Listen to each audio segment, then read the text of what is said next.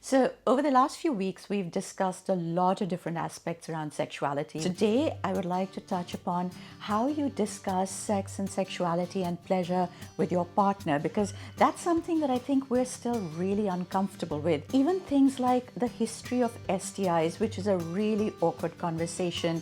So today, that's what I'm going to be answering questions on. Let's get right into it. We're thinking of doing it soon, though both of us have had sex with other people before. I still want to be careful. Of course, we will only do it if both of us are comfy, but still, I want to know what happens if she feels like she doesn't want to do it while other stuff is happening. I'll definitely stop if she says it, but if she doesn't say, should I just keep asking for consent from time to time? How to go with the flow while still doing this? Okay, so I think consent is one of those really new words that has come into our vocabulary where it started to mean something. And I think it's difficult to understand what exactly we're supposed to be doing it. And I think that what we're being told by media, by influencers, by content creators, consent is just one of those really difficult words to come to grips with. So the idea of consent is to understand that you are both wanting and willing to do something. That's the first thing to remember. The next thing to remember is that just because someone starts off by saying, yes, I wish to do this, it could easily be that along the way, one of the partners can change their mind, and that is absolutely valid and understandable. As far as this idea of asking constantly through the entire act of intimacy or pleasure, I understand that that can be kind of awkward, because I mean, at every point, if you turn around and say, are you still okay with it? Can I still go ahead with it? Can I still do this? I realized that that's not a very comfortable thing to do. So perhaps the way to actually tackle it is that when you go from one thing to the next, when you actually change what you're doing, at that point say, are you enjoying this? Is this okay for you? Rather than always saying, do I have your consent? Is it okay to go ahead to do it?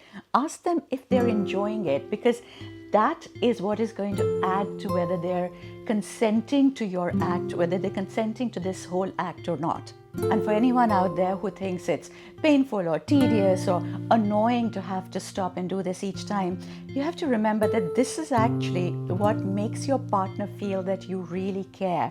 This is one of the best ways that you can show that you really care about them and about their pleasure. And interestingly, these are the sort of things that will make your intimate moment far more pleasurable. I want to ask my boyfriend to go down on me, but I guess he's not that into it. It's not something he has said, but he never goes there himself, even though we do try stuff in the heat of the moment. Should I ask him? But I'm embarrassed if he'll think something weird of me. Sexual intimacy is going to be a huge part of your life, but for sexual intimacy to be good, for it to be really pleasurable, you have to be able to drop your inhibitions. You have to become more comfortable within yourself. And to be able to do that, once again, we come right back to the question of communication. In order to be able to create a relationship where you can be really open with each other, where you can have absolutely no inhibitions, where you can do things to please each other as well as yourself comfortably without thinking about it or getting awkward about it, you have to first create that trust point. Don't second guess what your partner might or might not be comfortable doing. Actually have that conversation. Ask them if they're not comfortable with it. They will tell you that they don't like it. Some people actually don't like to go down on their partner. It's not something that they're comfortable with, which is fine, because there are other parts of the body that are close enough to the vulva, close enough to the vagina to actually go down on. So you don't have to be going down on the person. They don't have to be giving you oral sex, but they can get close enough to it. And that's the starting point. So don't always write it off. Don't think that just because the other person hasn't suggested it, that they don't like it. Maybe they think that you don't like it. So bring it up, talk about it, and then see where that conversation takes you. Should we get tested for STIs before getting into a new, possibly physical relationship? And if yes, how to suggest that to the partner? Yes, 1,000 times yes. You do not want a partner who gets offended at the idea of safe sex. You do not want to be with somebody long term who thinks that the idea of being tested so that you can both be safe together is a bad thing. just like we're trying to bring about an entire vocabulary around pleasure, around intimacy, around the idea of women stepping up and claiming their own bodies and their pleasure, I think in the same way, we need to start creating a vocabulary around normalizing a conversation around STIs. Over 50% of the population actually have sexually transmitted infections of one kind or the other.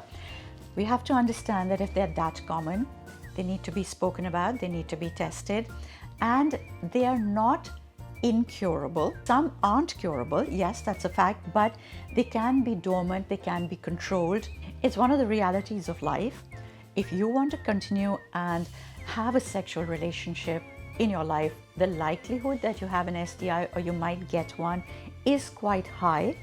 And I think it's really important to understand that protection and testing should be at the top of your list. So contraception at all times, no matter what the partner says, no matter what the partner feels, whether they're too big or they won't feel the pleasure, trust me, you feel everything through a condom. But what's even better is that it keeps you healthy and safe as well. Are you somebody who's careful enough, who treats the idea of sexual intimacy with enough respect and carefulness to say that, yes, I get tested for STIs regularly? Maybe that's something that we should be introducing on dating sites, on bios on dating sites, because maybe that's the way forward to really bring about the sea change that we need in how we look at STIs. Actually gauge that if this is a person who is ready to talk about it and take care of both our sexual health, maybe this is the person that we want to be with, and somebody who's not prepared to talk about it, you really want to consider that relationship very, very hard, because I'm not sure how much trust will go into the building of that relationship. So this is just the first step to creating a comfortable and healthy relationship with your partner. But if you really want to know how to go beyond and how to really maximize your pleasure, go and check out some of my previous videos. And then all that remains is going forward with confidence and security. I wish you, as always, good sexual health.